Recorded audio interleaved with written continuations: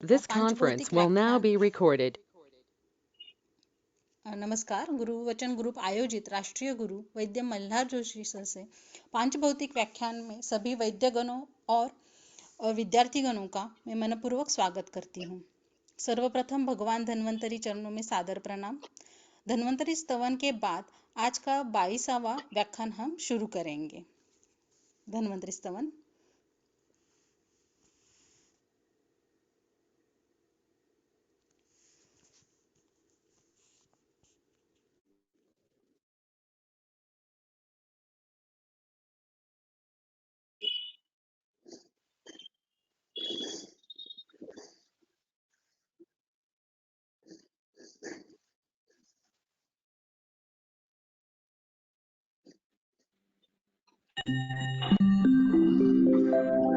शङ्खं चक्रं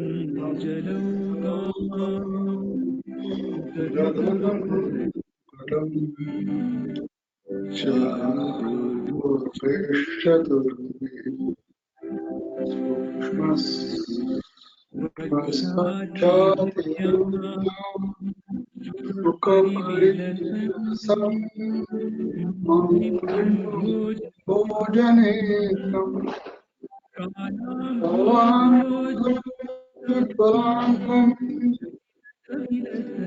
कटिकटविलसन्निधाननाट्यं वन्दे धर्मनिखिलगुणप्रौढं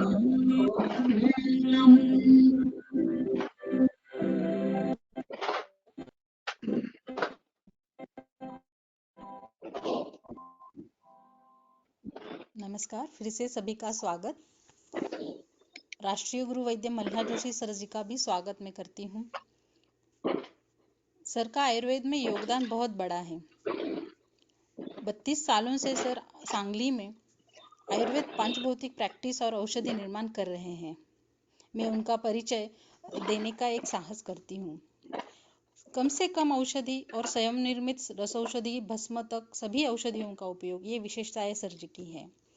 हमारे जैसे बहुत विद्यार्थीगणों को सर से पांच भौतिक औषधि निर्माण इस सब का निःशुल्क और सीखने का सौभाग्य प्राप्त हुआ है। 2006 से आयुर्वेद व्यासपीठ में सर पश्चिम महाराष्ट्र के अध्यक्ष रह चुके हैं और आज आयुर्वेद व्यासपीठ केंद्रीय कार्यकारिणी के सह कार्यवाह के पद पे कार्यरत हैं। आज तक सर ने अनेक औषधि निर्माण कार्यशाला की हुई है, आयोजित की है। उसके साथ ही आयुर्वेद व्यासपीठ में अनेक अनेक कार्यक्रमों में सर का सहभाग, सर का कार्य बहुत बड़ा है। 2008 में खड़ीवाले वैद्य संशोधक संस्था की तरफ से दवा शिंदे रसौषधि पुरस्कार से सर को गौरव किया हुआ है। साथ में सर एक बहुत ही प्रथितयश और यशस्वी आयुर्वेद चिकित्सक तो है ही, और आज उनको राष्ट्रीय गुरु का सम्मान भी प्राप्त हुआ है। सर के सुपुत्र श्री सतानंद जोशी, जिन्होंने फार्मेसी की है जामनगर से, उनके साथ भेषजम आयुर्वेद औषधि निर्माण वितरण सर ने शुरू किया है, जिससे आज हम सभी को सभी औषधियाँ उत्तम क्वालिटी के साथ उपलब्ध हुई है। गुरुवचन व्याख्यान माला की तरफ से आज तक हमने बहुत सारे व्याख्यान सर से सुने हैं, जिनका मैं जो नए वैद्य हैं उनके लिए थोड़ा सा मैं इंट्रोडक्शन देती हूँ, या क्या क्या हुआ है लेक्चर्स, वो सभी यूट्यूब चैनल पे सभी अवेलेबल हैं। आज तक हमने यकृत, प्लीहा, मूत्रपिंड, इनका सभी सविस्तर सर ने व्याख्यान में हमने सीखा हुआ है। जैसे यकृत का अगर लेते हैं तो अवयव विचार, उत्पत्ति विचार, यकृत आसमंत, साथ में उनके ग्रंथोक्त संदर्भ, दुष्टि लक्षणे, हर एक लक्षण का सखोल विचार, संदर्भ, व्यावहारिक उपयोग, रेस प्रेजेंटेशन, कामला, पांडु, फल, ऐसे सभी कुछ हमने यकृत इस व्याख्यान में सीखा हुआ है। उसी की तरह प्लीहा, मूत्रपिंड के भी व्याख्यान अवेलेबल हैं।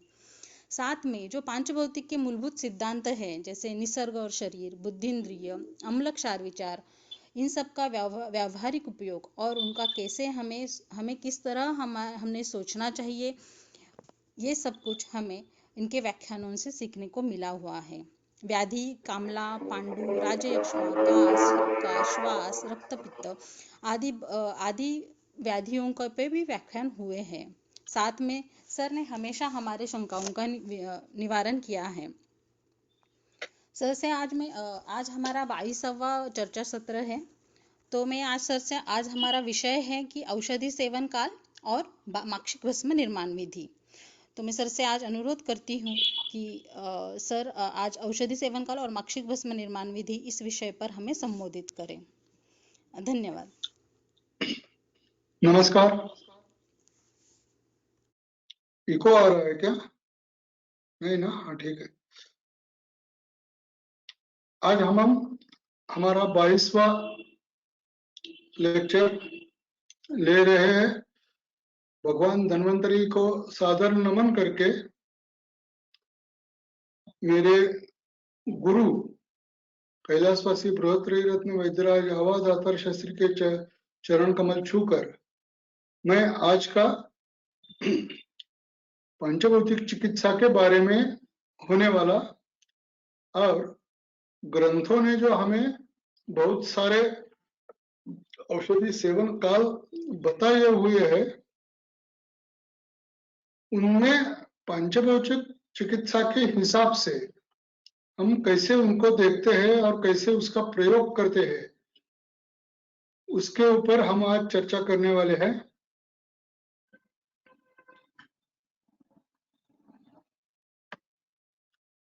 आज का जैसे बोला गया 22वां चर्चा सत्र है। जो मेरा परिचय हुआ उसमें आयुर्वेद व्यासपीठ का जो उल्लेख हुआ उसी के मूलभूत सिद्धांतों में हमने जो विचार किया है कि पूरा विश्व को हम स्वस्थ बनाने का प्रयास कर रहे हैं। उसी के चलते जो मेरे पास मेरे गुरु से मिला है वो आप सब में बांटने का एक विचार मेरे मन में आया, तो हमने ये लेक्चर की सीरीज शुरू की है। आज का विषय है औषधि सेवन काल।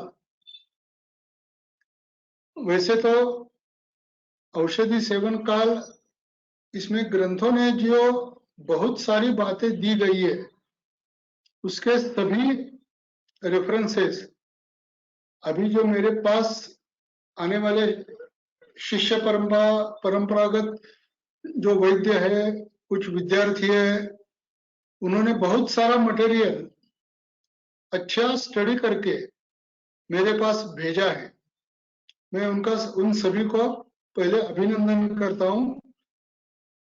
पिछले 2-3 लेक्चर्स में ये जो लेक्चर सीरीज हमने पहले प्रारंभ की, तब सबसे पहला हमारा उद्देश्य यही था कि एक बार हमारा पूरा अभ्यास होकर हमें डिग्री तो मिल गई, लेकिन वो अभ्यास हम रुग्णों में या हमारी रुग्णों की चिकित्सा करते समय हम कैसे याद करें, इसीलिए अभ्यास हो जाए।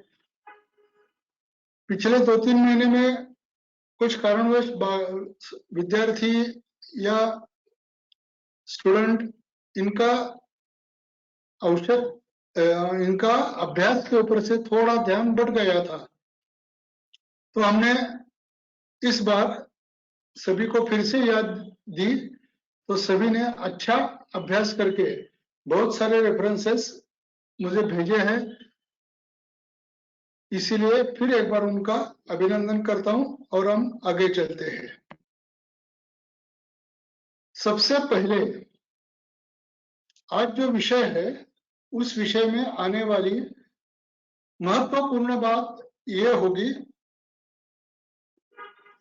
योजना करने वाला जो होता है उसी के ऊपर ज्यादातर सभी लक्ष्य केंद्रित होगा। वो जो तय करेगा उसी के हिसाब से औषधि का प्रयोग होगा, औषधि रुग्णों को दी जाएगी, रुग्णों को उसका लाभ होगा। लेकिन ये सब करने वाला जो योजक होता है वो बहुशः दुर्लभ रहता है।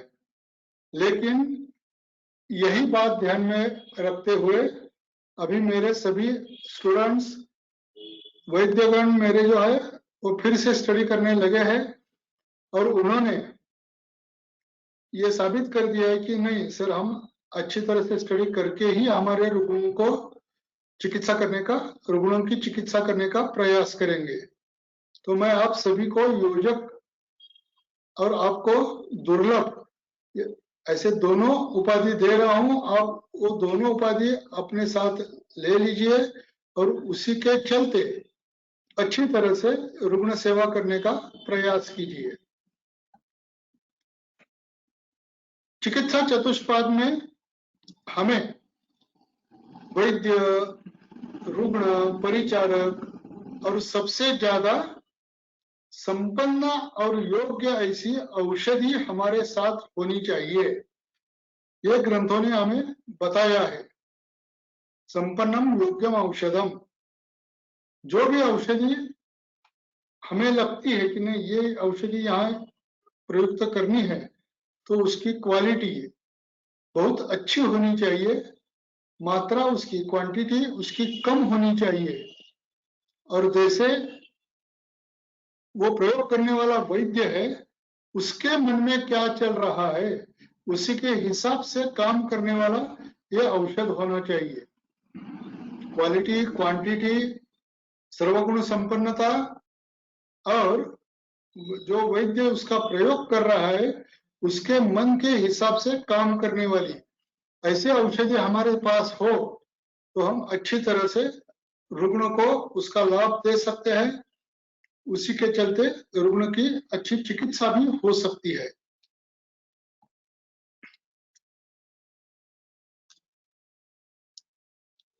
औषधि सेवन काल के बारे में ग्रंथों ने बहुत सारे काल बताए हैं, जैसे कि प्रातः से लेकर रात सोने तक रसायन काल है, अभुक्त काल है, सान्नम है, बहुत सारे काल ग्रंथों ने बताए हैं।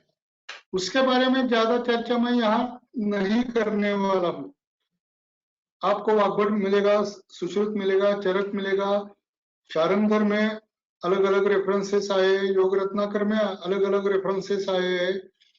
उनको आप अपने अभ्यास के लिए उनका प्रयोग कीजिए और उसमें से जो भी आवश्यक है वो काल संगत और उसके साथ रुग्णों को अच्छा।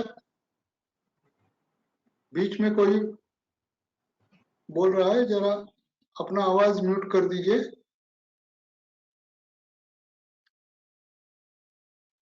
वो अच्छी तरह से उसी के ग्रंथों के निर्देश के हिसाब से वो प्रयोग में लाए और रुग्णों को अच्छा लाभ मिले, ऐसा उसका प्रयोग करना चाहिए।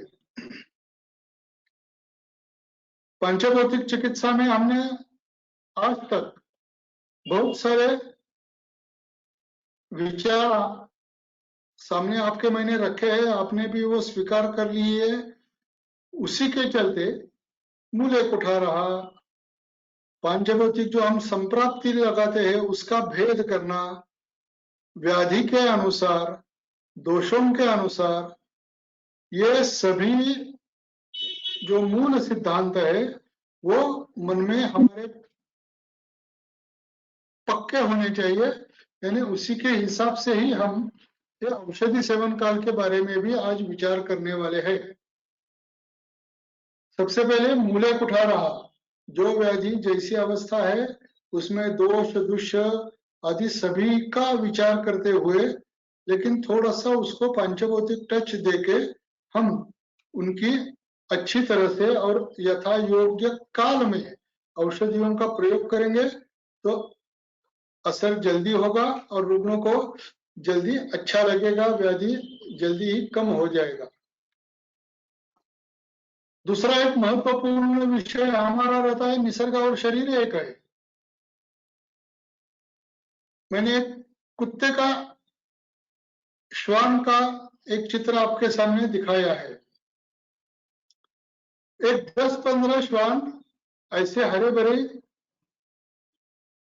जगह पर आप छोड़ दीजिए, 10-15 श्वान ऐसे हरी भरी जगह पर छोड़ दीजिए। उसमें से सिर्फ इक्का दुक्का ही श्वान वो घास खाने की चेष्टा करेगा, इक्का दुक्का श्वान ही घास खाने की चेष्टा करेगा, क्योंकि उसकी शरीर की वो मांग रहती है।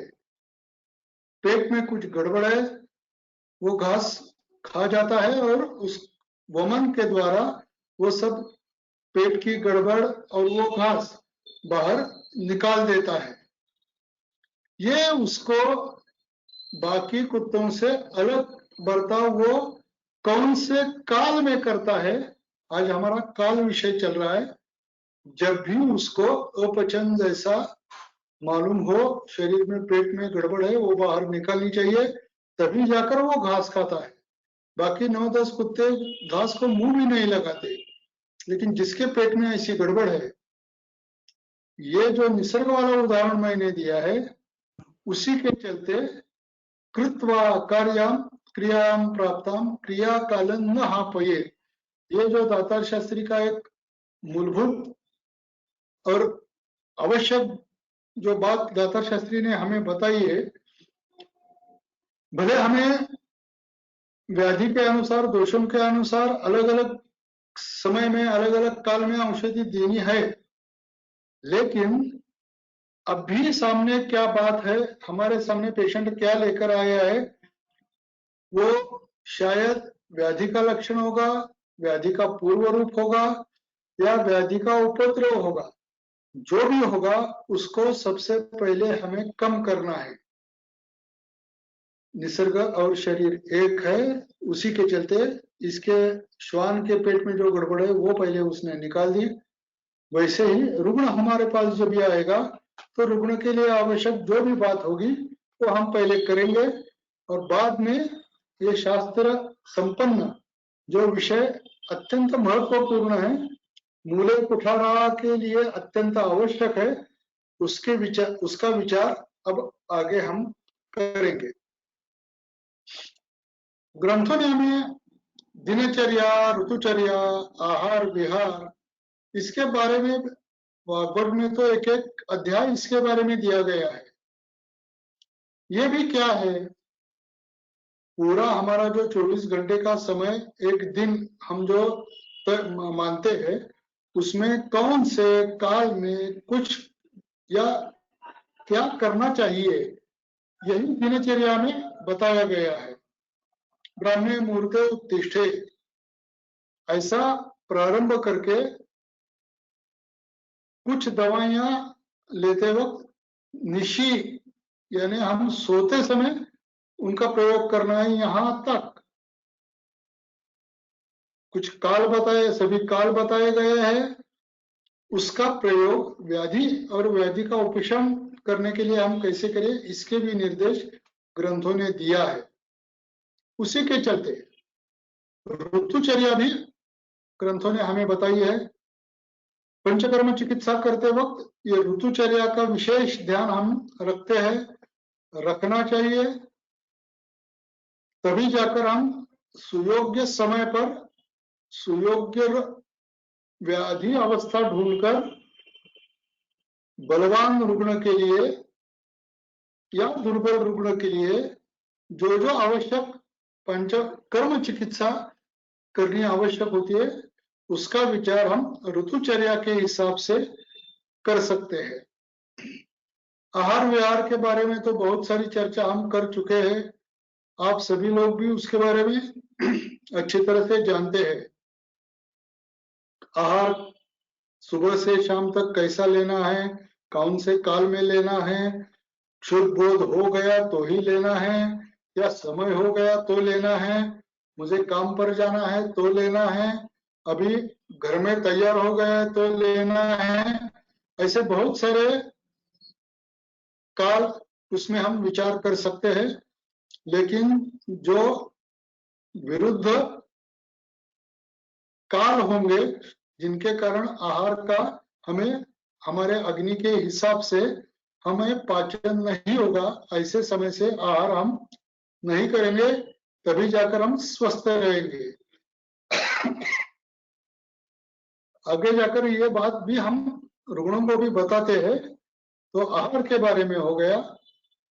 विहार के बारे में दिवा स्वापम च वर्जयेत, यानी दोपहर, यहाँ फिर भी काल आ गया तो दोपहर की विश्रांति किसने लेनी है, किसने नहीं लेनी है, किस उम्र के बाद लेनी है, ऐसे सभी जगह ये हमारे काल का निर्देश ग्रंथों ने दिया है। दिखने में तो ये दिनचर्या ऋतुचर्या फर्स्ट ईयर के विषय हम देखते हैं और छोड़ देते हैं, लेकिन जब भी व्याधिग्रस्त अवस्था से रुग्ण हमारे सामने आते हैं और उनका ये आहार विहार दिनचर्या ऋतुचर्या के बारे में हम पूछते हैं, तो कुछ रुग्णों को, ठीक है बम्बई पुणे यहाँ जो उल्टा ही सब चक्कर चलता रहता है, उनमें तो हम ज्यादा कुछ नहीं कर पाते, लेकिन जहां हो सके वहां हम इन तीनों के बारे में भी अच्छी सलाह रुग्णों को दे सकते हैं। आहार विहार के बारे में बोला, पानी पीना कैसा है इसके बारे में भी हमें ग्रंथों ने निर्देश दिए हैं।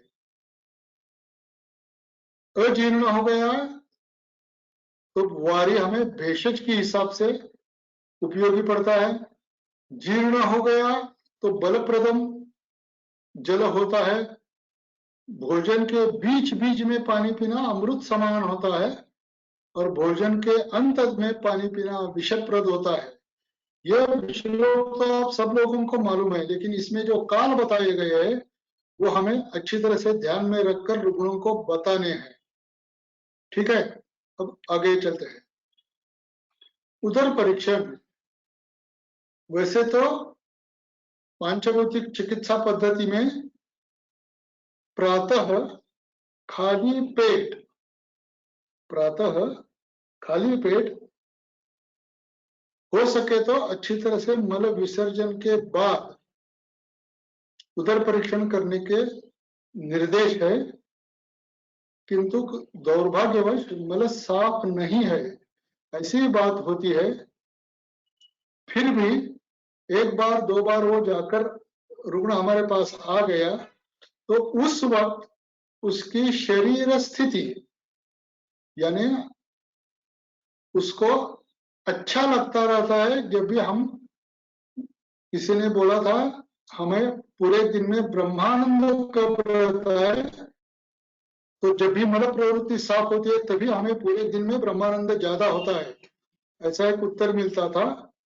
वह उसी के चलते उदर परीक्षण भी हमें प्रातः करना है।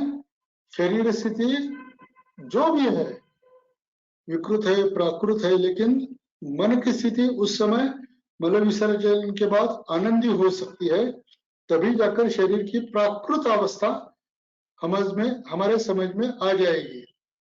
यानी कि यहाँ का भी काल का वर्णन आवश्यक है और काल के हिसाब से ही हमें रुग्ण का परीक्षण भी करना है। रुग्ण परीक्षण कब करे, तो खाली पेट सुबह वो आनंदी मनोवृत्ति में हो तभी करना है। दौर्भाग्यवश आज की जो विरुद्ध विहार की चर्चा हो रही है, वैसे हमारे ओपीडी में शाम को भी बहुत सारे रुग्ण आते हैं। आवश्यकता होती है तो हम उनको सुबह खाली पेट उदर परीक्षण के लिए बुला लेते हैं।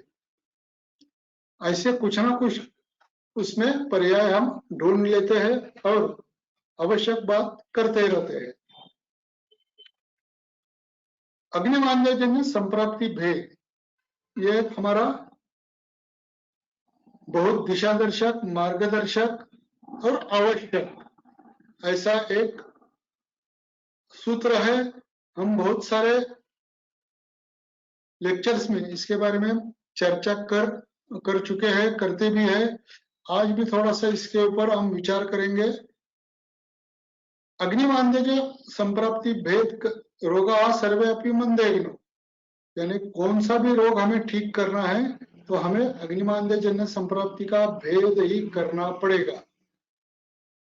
तो ये जो भेद करने के लिए आवश्यक, अब इसमें मेरे गत जो लेक्चर्स हुए हैं उनमें बताई गई सभी बातें न दोहराते हुए हम डायरेक्टली यकृत विकृति के लिए औषध का कौन सा काल होना चाहिए इसके बारे में चर्चा करेंगे। ये जो अग्निमांद्यजन्य संप्राप्ति भेद ये विषय और उसके बाद हम यकृत विकृति इसके बारे में, इसके बीच में जो जो विषय आने चाहिए वो सब हमारे लेक्चर्स में उपलब्ध है, वो वहां आप पढ़ सकते हैं। अब प्रत्यक्ष औषधि सेवन काल के बारे में हमने विचार करना शुरू किया है। यकृत विकृति जन्य लक्षण हो, उसके भी बहुत बार चर्चा हो चुकी है। तो प्रायः हम अभुक्त काल, अभी यहाँ ग्रंथोक्त वर्णन किए गए कालों का वर्णन धीरे धीरे आने लगेगा। अभुक्त काल अनुस्फोटी या कुछ भी खाने से पहले और सायंकाल में वात, दिन का तीसरा प्रहर वाला वात और रात के पहले प्रहर वाला कफ, इनका संधि काल, इसमें हम यकृत विकृति के लिए दवाइयों का प्रयोग करते हैं। प्रातः अभुक्त और सायं वात कफ का संधि काल, इसमें यकृत विकृति के लिए यानी अग्निमांद्यजन्य संप्राप्ति भेद करने के लिए हम यहाँ से प्रारंभ करते हैं। आज ज्यादातर मेरा फोकस रहेगा पंचभौतिक निदान चिकित्सा पद्धति के ऊपर ही, ठीक है। अब यकृत के बाद हमारा विचार रहता है प्लीहा के बारे में। प्लीहा विकृति जब भी होती है, इसका विस्तृत वर्णन मैं करने वाला हूँ। यकृत के लिए सुबह ही क्यों, प्लीहा के लिए अब कफ पित्त यानी 10 बजे और दोपहर 2 बजे ही क्यों, ये सब चर्चा हम करने वाले हैं। लेकिन प्लीहा विकृति हमें जब भी दिखाई देती है तो सुबह कफ और पित्त का संधि काल यानी 10 बजे और दोपहर पित्त और दिन का जो तीसरा प्रहर है यानी वात प्रहर, उसके संधि काल में ऐसी दवा हम प्लीहा विकृति के लिए प्रयोग में लाते हैं। मूत्रपिंड विकृति प्रायः अपान काल में, मूत्रपिंड के बारे में बहुत सारी हमारी चर्चा हो चुकी है। मल मूत्र विसर्जन करने वाला ये एक बड़ा ऐसा विषय है। सिर्फ मूत्रपिंड यानी वृक्क ऐसी बात नहीं है, उसके ये जो पूरा स्रोतस है, पूरी जो संकल्पना हमारी मूत्रपिंड के बारे में है, उसमें टिपिकल कौन से काल में दवा देनी है तो वो अपान काल में हम दे सकते हैं। जरूरत पड़ने पर दिन में 4 बार यानी प्रातः वात काल की समाप्ति, रात के वात काल की समाप्ति और दिन के कफ काल का प्रारंभ होने का जो संधि काल है, उस वक्त सुबह 6 बजे अभुक्त समय, दिन 10 बजे, दोपहर 2 बजे और शाम 6 बजे, ऐसे दिन में 4 बार भी हम मूत्रपिंड यानी अपान वायु का जो कार्य हम विचार में लाते हैं, उसके विकृति में हम उसका प्रयोग करते हैं। अब आगे हमारे परीक्षण में आने वाला चौथा विषय है गर्भाशय विकृति। इसके लिए ज्यादातर हम प्रायः अपान काल में ही दवा दे देते हैं। यदि इसका संबंध हमने रस रक्त विकृति से प्रारंभ किया हो तो उसके लिए यकृत स्थान का विचार करके यकृत का जो काल, उसमें भी हम इसके लिए दवा दे सकते हैं। वैसे ही मूत्रपिंड के बारे में है, प्लीहा के बारे में भी है। हमने वो संप्राप्ति कहाँ से लगाना शुरू किया है और उसी के चलते उसे उस काल में हम दवाइयों का प्रयोग करते रहेंगे।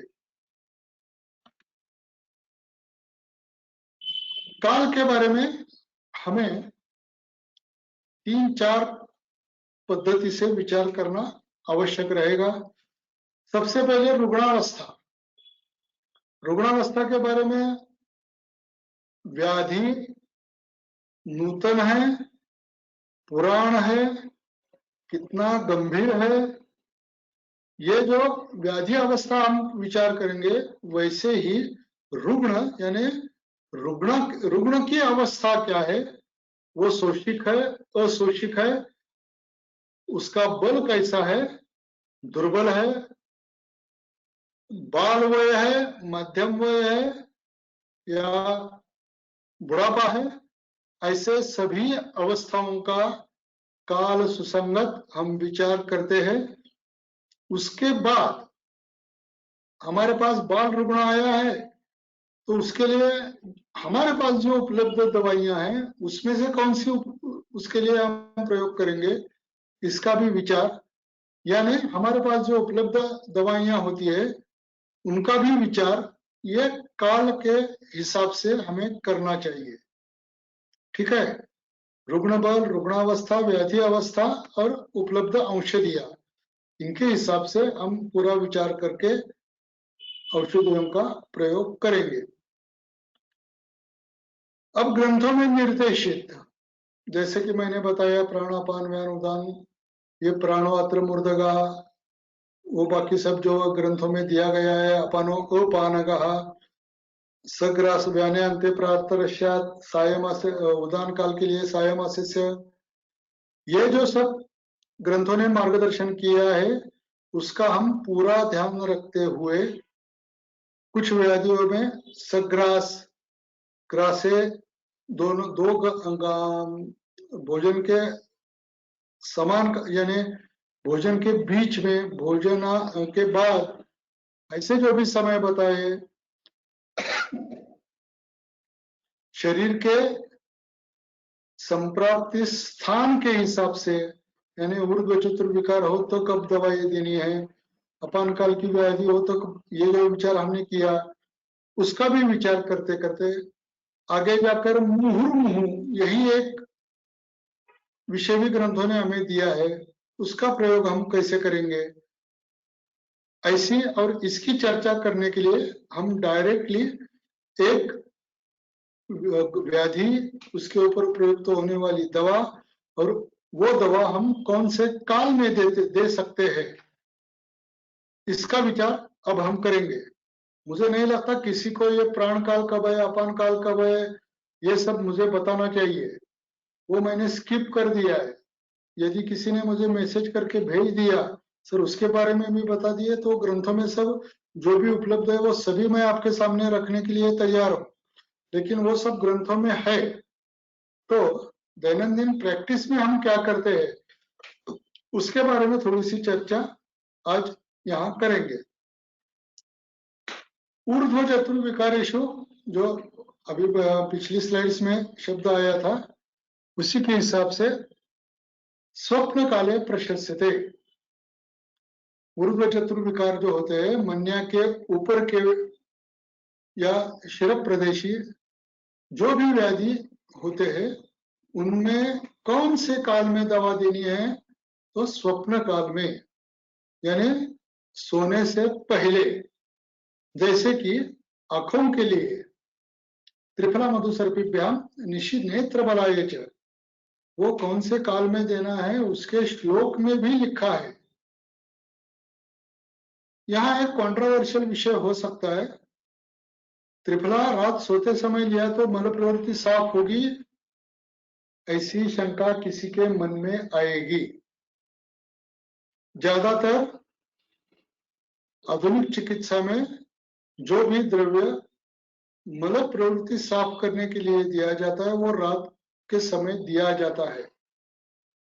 लेकिन आप प्रयोग करके देख लीजिए, त्रिफला, मधु और सर्पी, इन दोनों का जो मिश्रण रहता है, एक मधु लिया तो 2 सर्पी लेना है, एक के दुगना दूसरा लेना है, समभाग मधु सर्पी इकट्ठा नहीं करना है। उसी वर्णन के हिसाब से यदि हम त्रिफला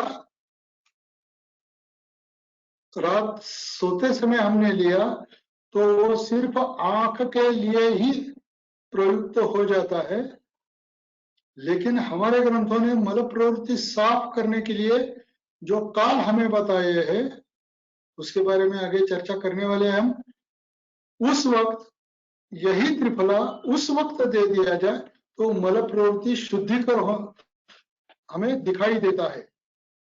मैंने अभी ये बात बताई है, यदि मल प्रवृत्ति साफ करने के लिए त्रिफला देना है तो जब भी विरेचन देना होता है उसी वक्त उसका विचार हमने किया, तो जिस मात्रा में वो हम देते हैं उसी मात्रा में नेत्र विकार के लिए स्वप्न काल में मधु और सर्पी ये दो अनुपान के साथ हमने दिया, तो विरेचन न होते हुए आंखों की विकार कम करने वाला ऐसा ये त्रिफला हमें दिखाई देता है। आप सभी लोग इसके ऊपर प्रयोग कर सकते हैं। अवपीड़क घृतपान वाग्भट सूत्रस्थान 4 में इसका उल्लेख आता है। यहाँ थोड़ा सा व्यवहारिक बदल मैंने किया है, वो भी मैं आपके सामने रख रहा हूं। मूत्रावरोध जन्य व्याधि, जैसा कि मैंने अभी बोला, एक व्याधि उसके ऊपर एक दवा और उसका लेने का काल, ऐसे हिसाब से मैं अभी बात करने वाला हूं। तो मूत्रावरोध जन्य व्याधि जो होते हैं उनमें ग्रंथों ने हमें निर्देश दिया है कि भोजन से पहले तथा भोजन का पाचन होने के बाद उत्तम मात्रेया, यानी हमारे हर एक के अलग अलग पचन शक्ति होगी, उसमें से हम जितना पचन उसका पाचन हमारे शरीर में हो सके उतनी मात्रा में घृतपान करने को बोला है।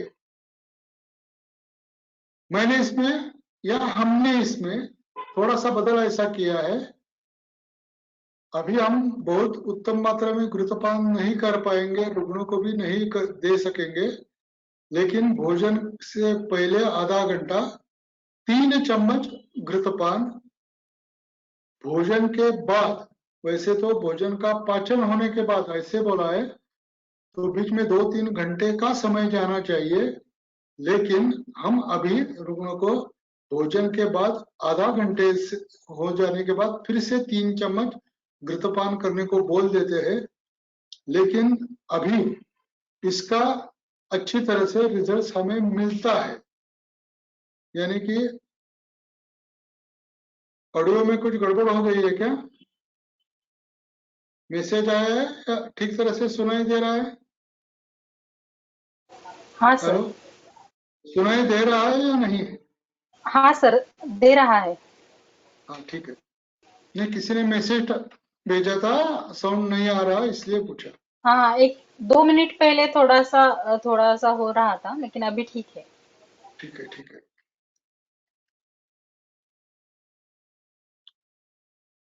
तो मैंने जैसे पहले ही बोला कि इसमें थोड़ी सी हमने बदल किया है, इसी से भी अच्छे तरह से रिजल्ट मिल जाते हैं। 9, 10, 11, 12 mm के मूत्राशमरी सिर्फ ऐसे अवपीड़क घृतपान से निकलते हुए हमने देखे हैं।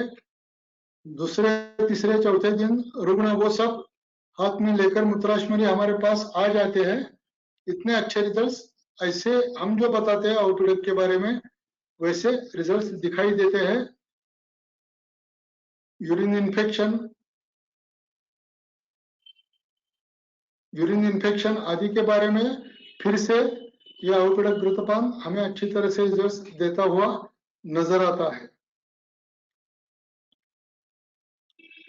बालक लोगों में कास ये लक्षण जब भी, मैं जो जनरल ओपीडी में आने वाले रुग्ण हैं उनके हिसाब से ऐसे कुछ क्रम से नहीं ले रहा हूं, जो काल ग्रंथों ने बताया है उसी के हिसाब से, और जो जनरल ओपीडी में हमें आते हैं उनका विचार हम कर रहे हैं। तो बालकों में कास ये जो लक्षण होता है उसमें हमें ग्रंथों ने मुहुर्मुहु थोड़ी थोड़ी देर के बाद थोड़ी थोड़ी दवा देने को बोला है। इससे जल्दी कास, श्वास ऐसे जो बालकों में होने वाले या ज्यादा द्रवमल होने होते हैं उनमें भी एक बार पुड़ी दे दी 3-4 घंटे के बाद दूसरी, ऐसी बात न करते हुए एक पुड़ी ही 2 घंटे तक हम चलाते हैं, 2-3 साल के बच्चे तक, उसके बाद हम एक साथ पुड़ी दे सकते हैं। ऐसी बातें हम करते हैं। ये मुहुर्मुहु काल के बारे में मैंने बता दिया। या अतिसार के बारे में बड़े लोगों के लिए, बालकों के लिए बात अलग रहेगी। बड़े लोगों के लिए 2-2 घंटे के बाद ये ग्रंथों में निर्देशित मुहुर्मुहु में आ सकता है, लेकिन 2-2 घंटा ये भी मुहुर्मुहु के लिए ठीक नहीं रहेगा। लेकिन यदि रुग्ण हमारे पास 7-8 द्रवमल प्रवृत्ति के बाद आता है, तो हम हर 2 घंटे के बाद ये तालिसादी, पद्मकाष्ठ, बाल बिल्व, लघु सुक्षेखर और शंख भस्म, ये जो कॉम्बिनेशन है, हर 2 घंटे के बाद लेने को बोल देते हैं। शाम तक अतिसार का जो वेग होता है वो कम होता हमें दिखाई देता है। ऐसे जो कुछ कॉम्बिनेशन है वो भी मैंने आपके सामने रखे हैं। प्रदर गर्भाशय जन्य व्याधि है, यानी स्त्री रुग्णों में होने वाला उस स्रोतस का व्याधि मैं बोल रहा हूँ। गर्भाशय यानी यूटेरस का व्याधि, ऐसे मैं नहीं बोल रहा हूँ। यानी रक्त प्रदर है, श्वेत प्रदर है, उस सब में अपान काल में दवाइयां देने का निर्देश हमें मिलता है। जैसे कि पुष्यानुक चूर्ण है, गिरिज है, चंद्रप्रभा हम यूज कर सकते हैं, माक्षिक भस्म हम यूज करते हैं, मंडूर भस्म का प्रयोग करते हैं। ऐसे सभी द्रव्यों को हम अपान काल में यानी दोनों भोजन के पहले इन दवाइयों का प्रयोग हम करते दिखाई देते हैं और अच्छे रिजल्ट्स भी ले लेते हैं। अत्यधिक रक्तस्राव प्रदर के हिसाब से होगा तो भी ये गिरीश, ये सुवर्ण गैलिक द्रव्य जो है वो अच्छी तरह से हमें रिजल्ट देता हुआ दिखाई देता है। दुग्ध प्राशन, जब भी दुग्ध के बारे में वय, अहोरात्र, दिनचर्या, ऋतुचर्या आदि के बारे में बहुत सारे विचार सामने आ सकते हैं। बालकों में दुग्ध प्राशन अलग कारण के लिए रहेगा, तारुण्यावस्था में अलग काल में रहेगा, पौगंडावस्था में अलग रहेगा, तारुण्यावस्था में अलग रहेगा, वृद्धावस्था में दुग्ध प्राशन अलग अवस्था के लिए और अलग काल में हम कर सकते हैं। यदि शुक्रवर्धन काम करना है तो ही हम स्वप्न काल में दुग्ध का प्राशन करने का सलाह हमें रुग्णों को देनी चाहिए।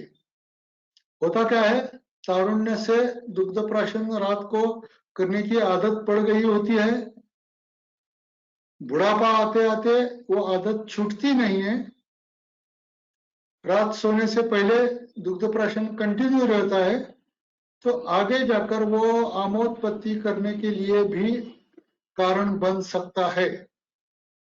तो ये शुक्रवर्धन के लिए रात सोने से पहले लेना है।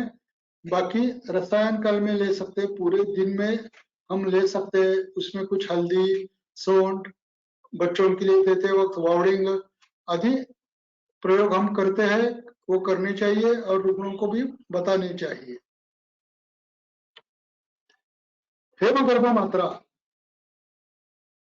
अत्ययिक अवस्था,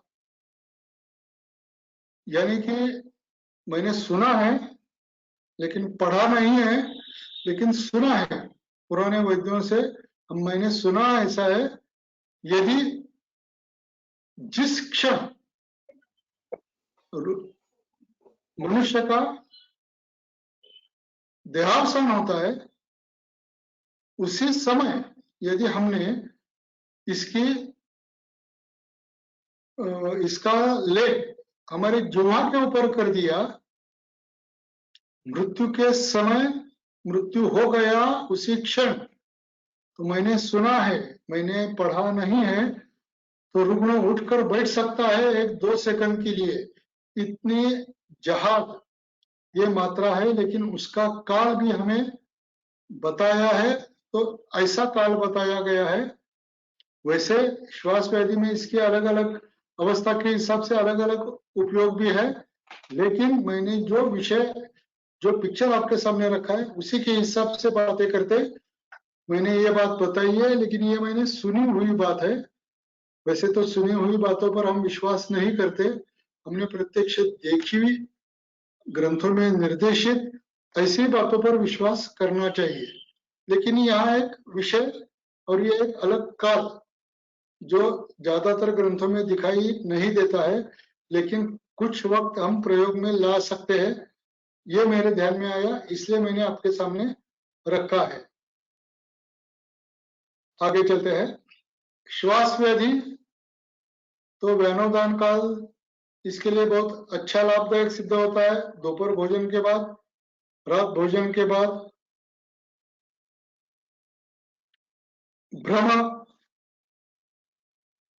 भ्रम स्वप्न काल, इसमें मैं एक कॉम्बिनेशन यूज करता हूँ, वो आपके सामने रखा है। मांसी पंचक पथ्या विद्रुम मक्षिक, मांसी पंचक यानी कर्ण व्याधि, शिरो व्याधि, प्रवाल भस्म, माक्षिक भस्म, ये भ्रम के लिए तो है ही। मनोवह व्याधि, ऐसा एक पूरा कॉम्बिनेशन मैंने आपके सामने रखा है, जिनके कारण हमें भ्रम हो सकता है। वो सभी इकट्ठा करके हम ये कॉम्बिनेशन दे सकते हैं, वो अच्छा असरदार सिद्ध भी होता है। मैं इसका प्रयोग अपस्मार में भी स्वप्न काल में करता हूँ, उसमें भी हमें अच्छे रिजल्ट्स मिलते हैं। ऐसा एक कॉम्बिनेशन मैंने आपके सामने रखा है। प्रोस्टेट नाभि अधो है, तो उसके लिए अपान काल में दवा हम देते हैं। दोनों खाने से पहले मधु के साथ टंकण मारिता भस्म हम देते हैं। मेरे पास इसके बहुत अच्छे रिजल्ट्स रुग्णों ने दिखाई दिए हैं। एक पेशेंट का तो प्रोस्टेट ग्रंथि 112 ग्राम तक बढ़ा हुआ था, लेकिन धीरे धीरे डेढ़ साल लग गया, लेकिन 25 ग्राम तक ये टंकण मारित भस्म से 1 साल डेढ़ साल के बाद उनका प्रोस्टेट ग्लैंड इतना कम होते हुए मेरे पास रिपोर्ट्स है, दिखाई देता है। बाकी 50-60 ग्राम तक चली गई प्रोस्टेट, तो टंकण मारित भस्म से 3-4 महीने में 22-25-30 ग्राम तक आ ही जाती है, लेकिन 112 ग्राम तक बढ़ी हुई प्रोस्टेट भी ये टंकण मारित भस्म अपान काल में देने से कम होते हुए नजर आती है। जो मैंने पहला बताया कि त्रिफला कब देना है, तो विरेचन द्रव्य ग्रंथों ने निर्देशित किया है प्रातः ही देना है। विरेचन द्रव्य प्रातः देना है, लेकिन आधुनिक चिकित्सा में ज्यादातर सभी लोग रात को देते हैं। वो भी रिजल्ट्स कैसे देता है ये पता नहीं है, लेकिन जैसी जैसी वो आदत पड़ती है तो रुग्ण हमें आकर बताते हैं मैंने ये दवाइयां लिए, रात को 1 चम्मच ली, 2 चम्मच ली, 3 चम्मच ली, लेकिन लाभ नहीं हो रहा। उसी वक्त यदि हमने प्रातः काल में सादा हमारा जो बेसिक कल्प है फलत्रिकादि गुग्गुल देना शुरुआत की, तो आदत न पड़ते हुए अच्छी तरह से मल शुद्धि होती हमें दिखाई देती है। विरेचन यानी पूरा विरेचन नहीं, लेकिन मल शुद्धि तो अच्छी तरह से होती हुई दिखाई देती है।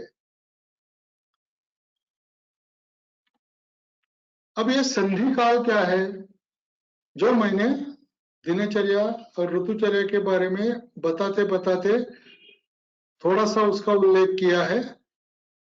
ये कफ पित्त वात दिन में जो हमें सुबह यानी 3 प्रहर, दिन के रात के 3 प्रहर, इसके लिए मैंने चार्ट बनाया है, वो आपके सामने रखता हूं। इसका हमारे वीडियो में आ जाएगा, YouTube पर भी आपको मिल जाएगा बाद में। लेकिन दिन के 3 प्रहर, रात के 3 प्रहर कफ पित्तवात ऐसे रहते हैं, ऐसे होते हैं, ये तो ग्रंथों की पूरी जानकारी है। कितने बजे क्या होता है ये समझ में आए, इसलिए 2, 6, 10, 2, 6, 10 ये बात भी मैंने सामने लिखी हुई है। ये जो संधि काल रहते हैं, या उस वक्त मैंने जो बताया कि उनके संधि काल में ही प्रयोग क्यों करना है, तो ग्रंथों ने इसके लिए पंचकर्म चिकित्सा बताते बताते इसका विस्तृत वर्णन ग्रंथों ने किया है। श्रावण मास में, कार्तिक मास में, भाद्रपद मास में कौन से दोष कब शरीर से बाहर निकलने हैं और उसी वक्त क्यों निकालने हैं, इसका विस्तृत वर्णन ग्रंथों ने दिया है। वो आप पढ़ सकते हैं, लेकिन उसका मतितार्थ मैं आपके सामने रखता हूं। यदि वात प्रबल अवस्था में हो और तो उस वक्त हमने दवाई दे दी, रुग्ण आकर हमें पूछते हैं सर 6 बजे के बदले हम 7 बजे 8 बजे सुबह उठते हैं, उसके बाद दवा ले ली तो चलती है क्या? हमें ना बोलना चाहिए। आप जल्दी उठिए, 6 बजे ही पूरी लेनी है, 6 बजे ही दवा लेनी है, ऐसे हमें उनको खासकर बताना चाहिए। क्योंकि हमने जो ये तय किया है, ये चक्र के हिसाब से, ये दिन के हिसाब से, रात के हिसाब से पूरा विचार करके हमने तैयार किया है। 5-10 मिनट आगे पीछे चलेगा, लेकिन 2-2 घंटे 3-3 घंटे आगे पीछे नहीं चलेगा। इसीलिए ये चक्र ध्यान में रखते हुए आपको सभी लोगों को मैं जो बात अभी बता रहा हूं वो आपके समझ में आने लगेगी। जब भी संधि काल होता है तो ना कफ ज्यादा रहता है ना पित्त ज्यादा रहता है, ना कफ ज्यादा रहता है, बाद इधर का वात ज्यादा रहता है। यानी हमें जिस तरह, जिस दोष के ऊपर, जिस व्याधि के ऊपर जो चिकित्सा द्रव्य देना है उसके ऊपर कफ का आवरण न आ जाए, वात की प्रबलता उसके ऊपर न आ जाए, पित्त का दाहत्व उसमें न आ जाए, ये विचार करते करते हमने ये संधि काल में दोनों दवा देना, जो भी दवा देनी है दो दोषों के संधि काल में देना, ये ज्यादा लाभदायक सिद्ध होता है। ये बात सामने आती है, रिजल्ट भी वैसे ही उत्तम मिल जाते हैं। ये बात आप सब समझ लो और इसके बारे में भी आप खुद विचार करो।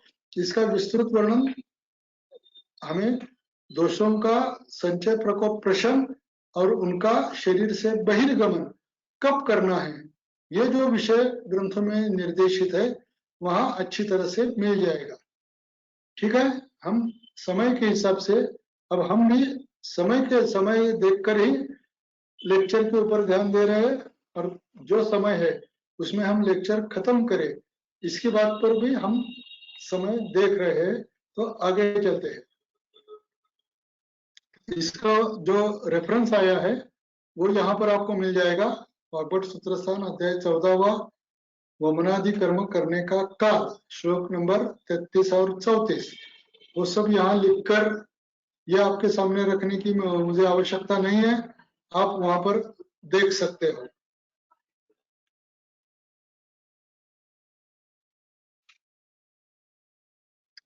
उसमें जो एक पंक्ति है वो सिर्फ मैंने आपके सामने रखी है, संदो साधारण तेषाम दुष्टान दोषान विशोधये, यानी संधि काल में ही ऐसे दुष्ट दोष शरीर से बाहर निकालिए। अब औषधि कल्प निर्माण विधि, इससे पहले मैं 1 मिनट में थोड़ा सा पानी पी लेता हूं।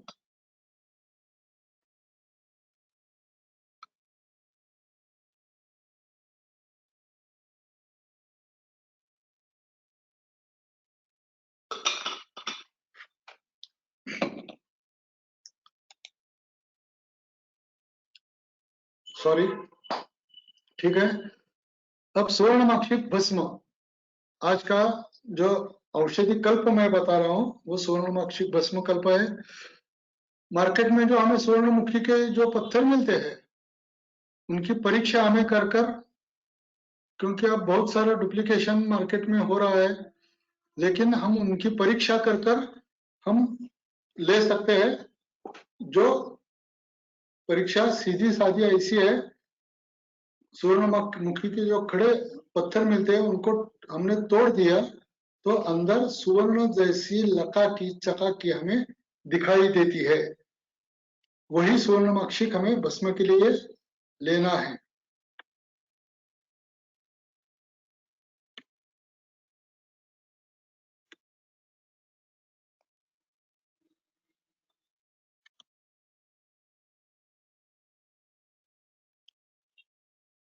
अब शोधन, वैसे तो कुछ ग्रंथों में कौन से भी धातु उपधातु इनका शोधन मारण करना है तो तैले तकरे गवा मुद्रे कंजी के व कुलित के ऐसा ही निर्देश है। लेकिन मक्षिक के बारे में ज्यादातर एरंड तेल से शोधन बताया गया है। सबसे पहले वो जो सुवर्णमुखी के पत्थर होते हैं उनको लोहे के खरे में महीन कूट कर उनका वस्त्रगाल यानी कपड़ छान चूर्ण हमें बनाना है। वो जो चूर्ण हम बनते हैं उसको लोहे की कढ़ाई में हम लेंगे।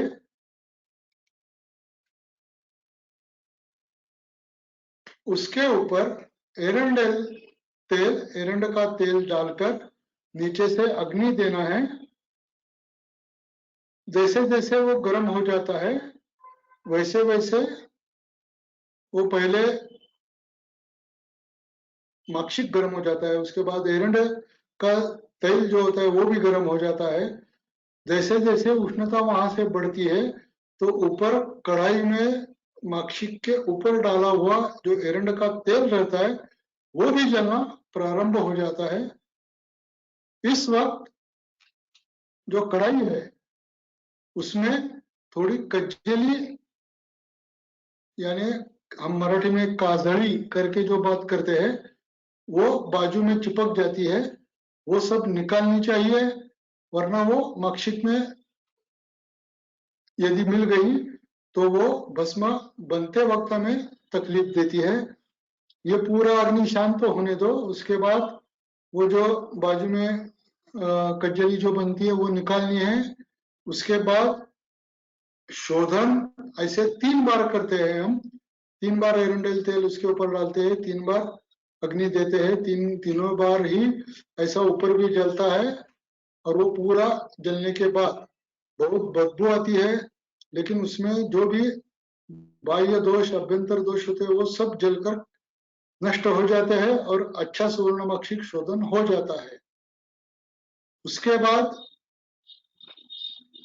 खुरासनी ओवा यानी अजवायन यवानी ये जो द्रव्य है उनके तेल से मारण करने की प्रक्रिया ग्रंथों ने बताई है, दातार शास्त्री ने भी बताई है।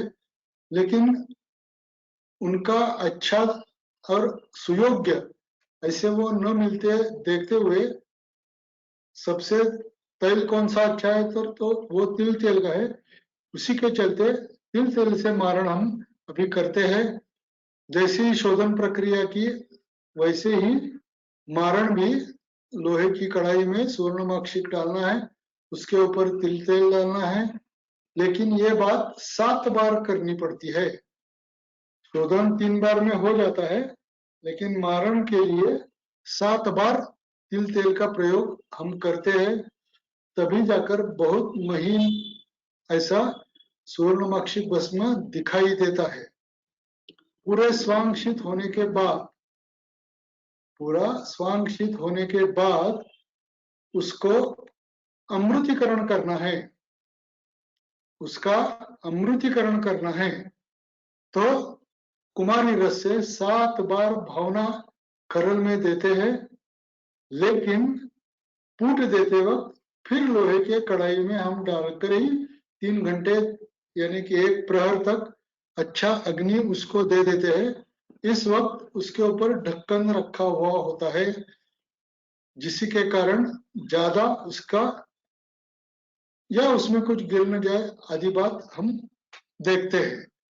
ये भी 7 बार करते हैं तभी जाकर ये अच्छा ऐसा सुवर्णमक्षिक ये जैसा दिखता है उससे ही आपके बात समझ में आती होगी। ये बहुत बहुत पिसा हुआ, बहुत सूक्ष्म, रेखापूर्ति वाला, वारित्र वाला, ये सभी गुण होने वाला ये सुवर्णमाक्षिक भस्म ऐसे बन जाता है।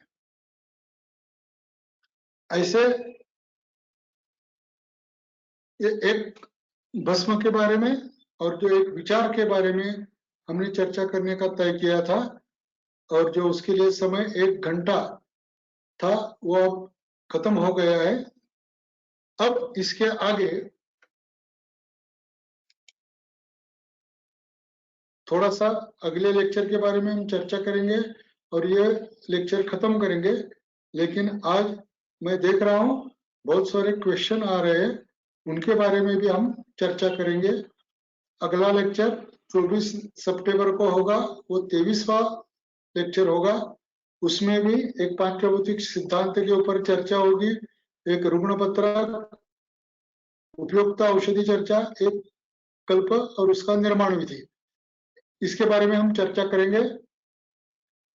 आज मुझे 2 विषय एक साथ लेने थे, यह औषधि सेवन काल और अनुपान, लेकिन औषधि सेवन काल में ही इतना समय लगेगा, ये बात जब भी ध्यान में आ गई तो वो अनुपान ये विशेष अगले लेक्चर में हम लेने का प्रयास करेंगे, या कुछ व्याधि जो हमारी कोर कमेटी है वो तय करेंगी, उसके हिसाब से हम हो सके तो अनुपान पर चर्चा करेंगे या कुछ व्याधि के ऊपर चर्चा करेंगे। यह हमारा अगला लेक्चर रहेगा। जैसे कि मेरा ये बात भी आपको सभी लोगों को मालूम हो चुकी है, भेषजम आयुर्वेद करके हमने फैक्ट्री शुरू की है, मेरा लड़का वो सब देखता है। आज का लेक्चर भी 1-2 दिन में यूट्यूब चैनल वैद्य मल्हार जोशी पर आ जाएगा। बाकी सारे आज तक के सभी लेक्चर्स उसके ऊपर आ चुके हैं। धन्यवाद। अभी मैं यहाँ प्रेजेंटेशन खत्म करता हूँ और बाद में जो भी हमारी शंकाएं, आज बहुत सारी चैट बॉक्स में शंकाएं, कुछ विचार आए हैं, उनके बारे में चर्चा करते हैं।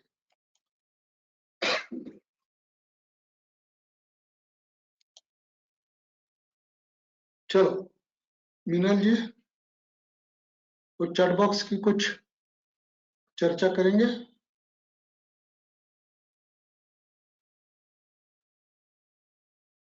मीनल,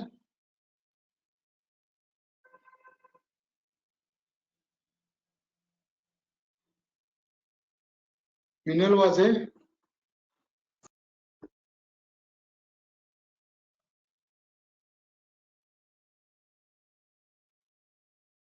जयश्री,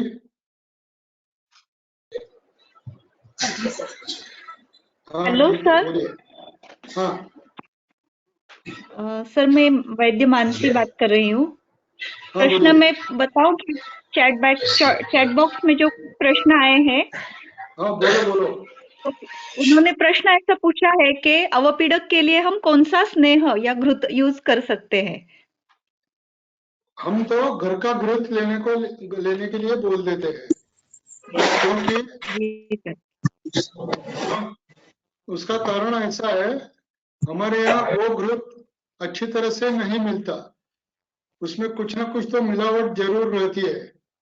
तो जो हमारे सामने बन गया है, यानी हमने दूध लिया, उसका दही लगाया, छाछ बनाया, मक्खन निकाला, और उसमें से जो निकलता है वही घृत पीने के लिए मैं बोल देता हूँ।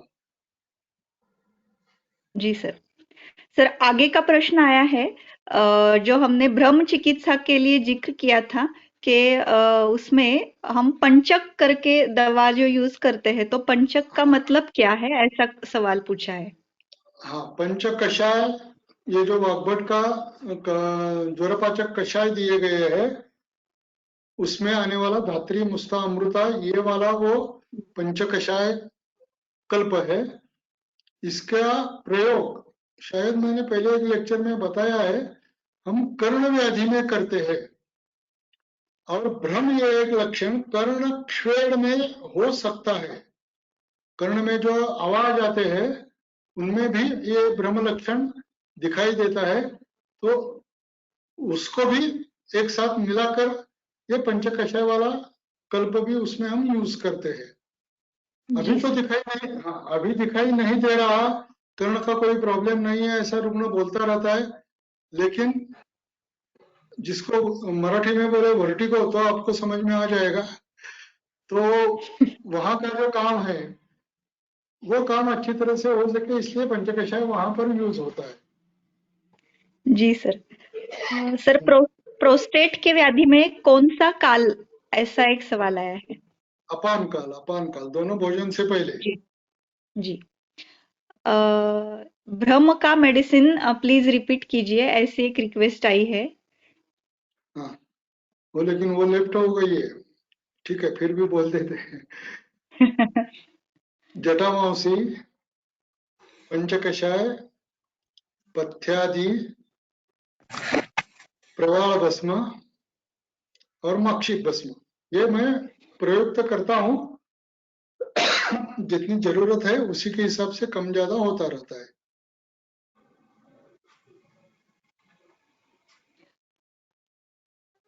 आगे का प्रश्न जो आया है, बाल, वृद्ध और तरुण व्यक्ति में दुग्ध सेवन काल क्या दे सकते हैं?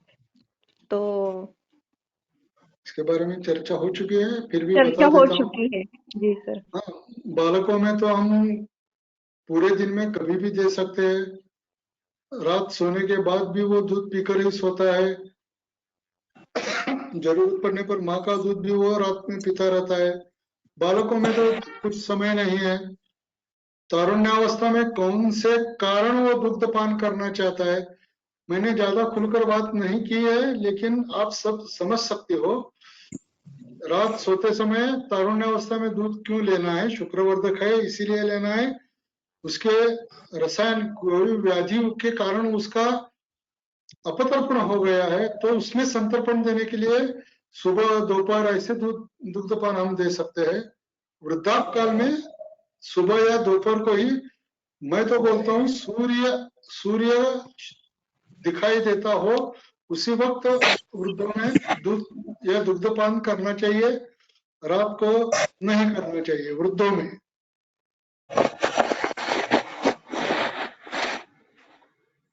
सर आगे का प्रश्न है, स्वर्ण माक्षिक के बारे में है। तो स्वर्ण माक्षिक के कुछ योग या मेडिसिन और उनके अगर कुछ अनुभव है तो बताइए, ऐसा प्रश्न आया है। अनुपान विषय में वो सब आने वाला है। सिर्फ जी सर। वो जो गुणेश शास्त्री का पुस्तक है वो पढ़कर आप आ गई तो आपके समझ में आ जाएगा।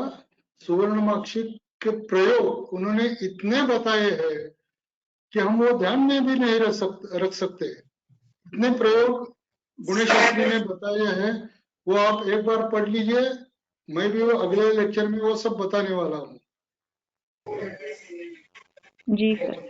सर ब्रह्म चिकित्सा के बारे में बहुत से 3-4 सवाल फिर से आए हैं कि ब्रह्म चिकित्सा का जो हमने योग 3-4 द्रव्य जो हमने कहे हैं, तो उनका कार्मुकत्व कैसा है रहता है, या उनका प्रमाण सम प्रमाण लेना है क्या, और ये सब मिला के लेना है क्या, ऐसे 3-4 सवाल आए हैं। और अगर पित्तज ब्रह्म है तो भी यही कॉम्बिनेशन देना है क्या, ये भी एक सवाल है।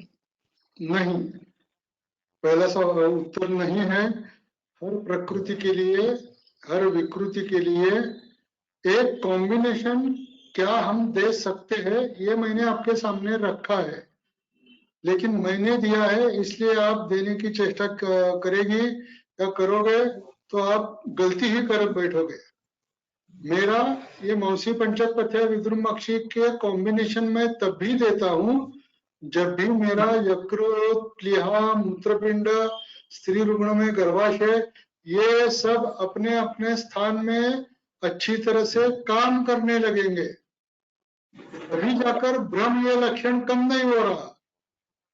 अभी मेरे एक अपस्मार पेशेंट के लिए सिर्फ सुबह शाम फल अभिपत्ति कर 10 बजे 2 बजे ताली लघु सूचकर ज्येष्ठमत, यानी सिर्फ पित्त का अग्निमांद्य का ही दवाइयों का प्रयोग किया है, लेकिन महीना 1.5 महीना हो गया उसको अपस्मार फिर से नहीं हुआ है।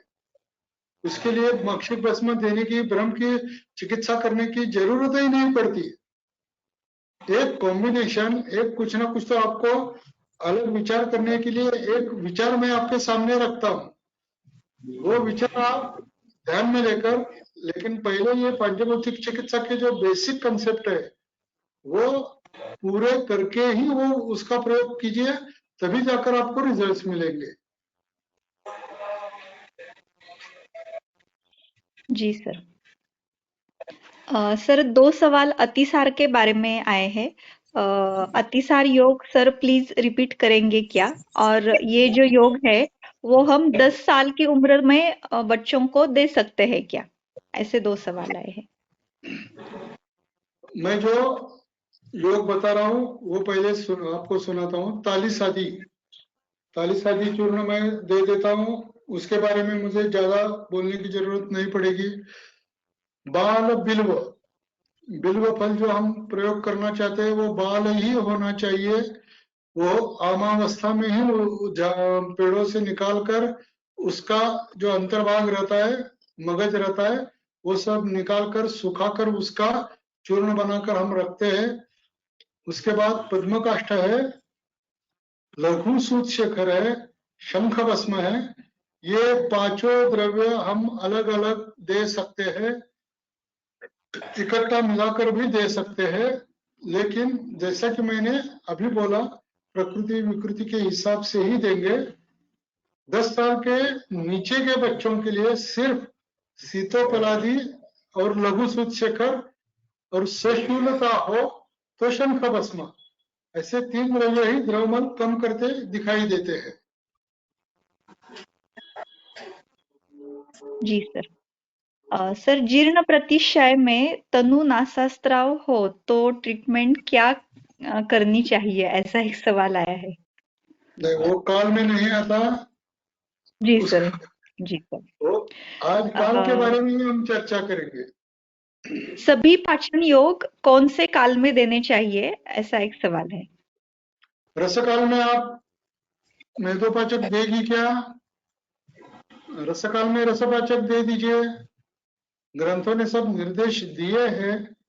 व्यवहार में मेदोपाचक कभी देना है ये भी आपको समझ लेना चाहिए। चातुर्थ यानी मेदोपाचक आप जिसको बोलती है वो क्रूमिंग के हिसाब से रहता है, तो दिन में 4 बार भी आप दे सकती है। समान काल में भी हम क्रूमिंग के लिए दवाइयां दे सकते हैं, उसका अनुपान हम गुण रखते हैं। ऐसे व्याधि के क्या है, एक विषय लेकर पूरी बात बताऊंगा तो एक एक समय के ऊपर हम एक लेक्चर बना सकते हैं। मेरा आपसे सुझाव यही रहेगा, आप मेरे लेक्चर से आप टिप्स लीजिए। ये लेक्चर पूरा है ऐसी बात मत कीजिए, आप एक दिशा पकड़कर उसके हिसाब से आप अभ्यास करें। मैं रेडी रेकनर आपके सबके सामने रखने वाला में से नहीं हूं, ये बात आप समझ लीजिए।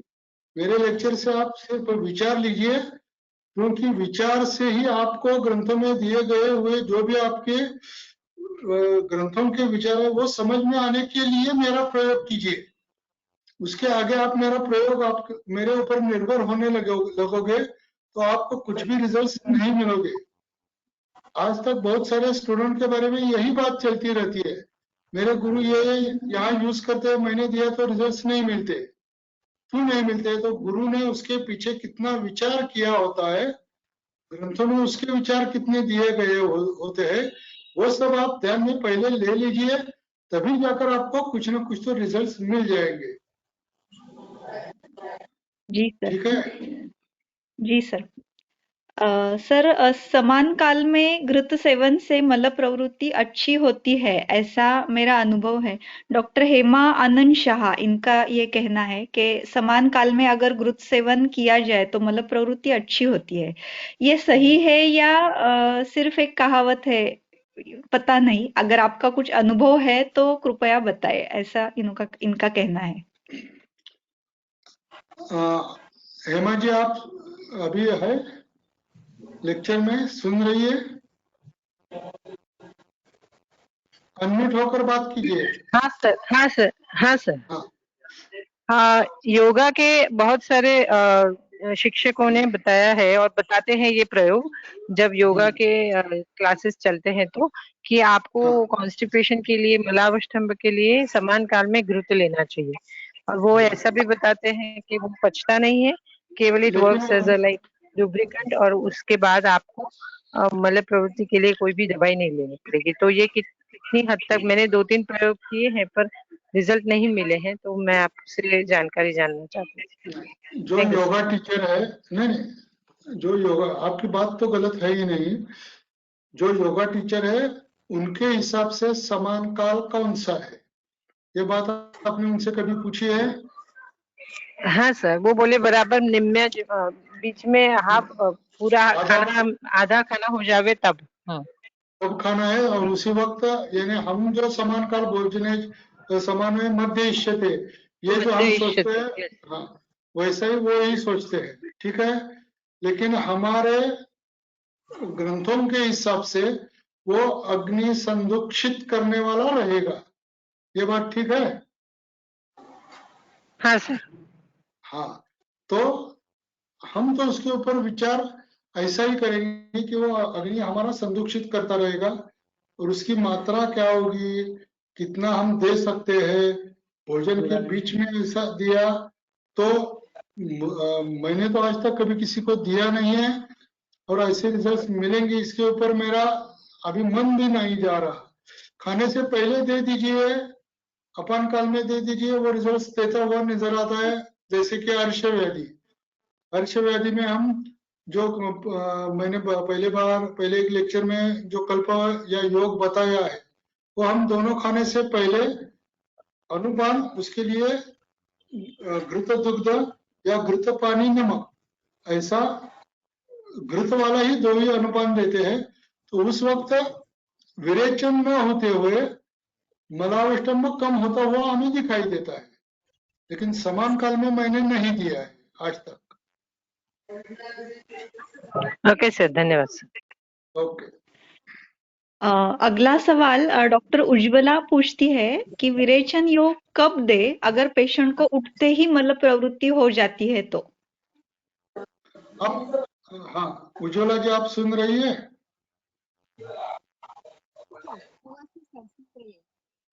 उज्ज्वला जी आप सुन रही है क्या? हाँ, सुन रही हूँ सर।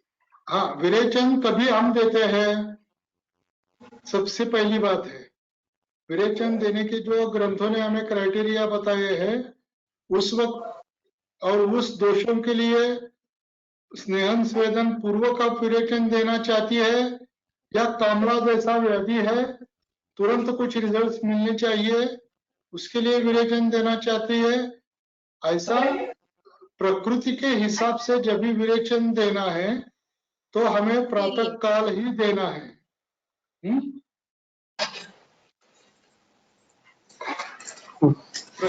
हाँ बोलिए। जी सर, सुबह जो देते हैं ना हम सद्य विरेचन के लिए। हाँ, लेकिन उसमें किस दोष के लिए देते हैं? पित्त बहुत बढ़ गया है इसलिए दे रही है, किस कौन से कारण? उसके लिए ही कारण जो है उसके, और सद्य विरेचन देने वाली ऐसी कौन सी आफत आ गई है? अच्छे रिजल्ट्स मिलने के लिए स्नेहन स्वेदन पूर्वक ही विरेचन दे दीजिए, ऐसा मेरा कहना है। हाँ, ऐसा मेरा कहना है। और कुछ? सर, अभुक्त काल और रसायन काल एक ही है क्या, ऐसा एक सवाल है। अभुक्त काल और रसायन काल एक ही है क्या? दवाइयों के बारे में, और जो हम दवा देने वाले हैं, रसायन द्रव्य देने वाले हैं, तो वो अभुक्त भी नहीं होगा, रसायन काल होगा। थोड़ी मैं यहाँ आपकी गलत दूर कर रहा हूँ। रसायन विषय हम दिन में 2 बार दे सकते हैं, 4 बार दे सकते हैं, रुग्ण के हिसाब से दे सकते हैं। बहुत अतिसार बहुत बार हो चुका है, उसका दौर्बल्य कम करना है, तो रसायन काल हम दिन में 4-6 बार भी दे सकते हैं, रसायन द्रव्य भी दे सकते हैं और उसका दौर्बल्य कम करने के लिए उसका प्रयोग अच्छी तरह से लाभदायक सिद्ध भी होता है। लेकिन प्रारंभ तो हम खाली पेट ही करेंगे। रसायन यदि वमन विरोचन के बाद रसायन देना है तो वो पूरा शरीर के लिए देना है तो व्यान काल में देने के लिए बोला है। वो जो चरक में दिए गए हुए सभी रसायन दिए गए हैं उनके अलग अलग काल भी बताए गए हैं, उसी के हिसाब से हमें देना पड़ेगा। लेकिन अभुक्त काल में यदि बाकी सब प्रकृति अवस्था ठीक है, वो अभुक्त काल में जो भी खाएगा उसको हजम होता है और वो रसायन जैसे काम कर सकता है। ऐसे यदि आपको लगता है तो वो रसायन काल भी वही हो सकता है।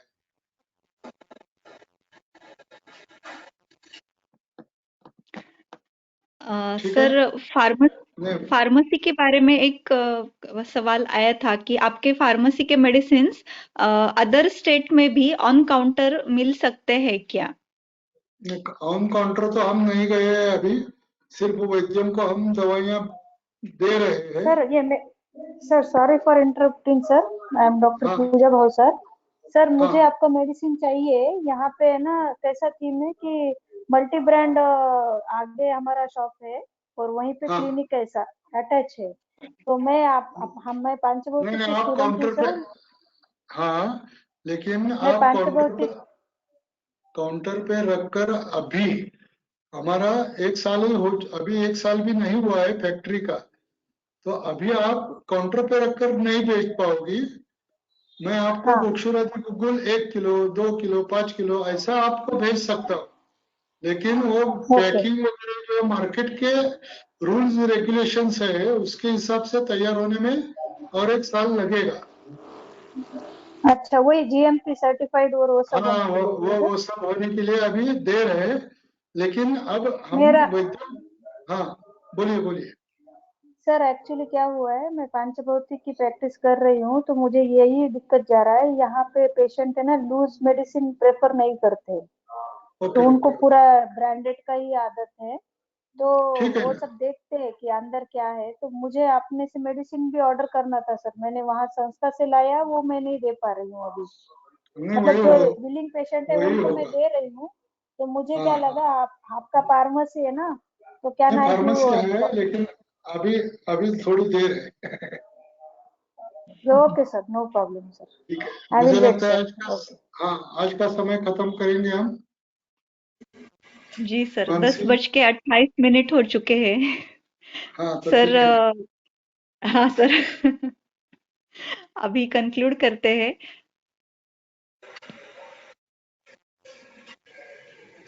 सर बहुत अच्छा आज का ये लेक्चर हुआ है। औषधि सेवन काल के बारे में एक अलग सी दृष्टि इस लेक्चर के बाद हम सबको मिल चुकी है शायद। तो सबका विचार करने का नजरिया बदलने में इसका बहुत महत्वपूर्ण सहयोग रहेगा।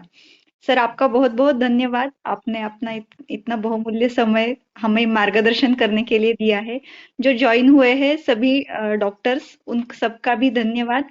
और मैं ऐसा कहती हूँ कि आज का सेशन हम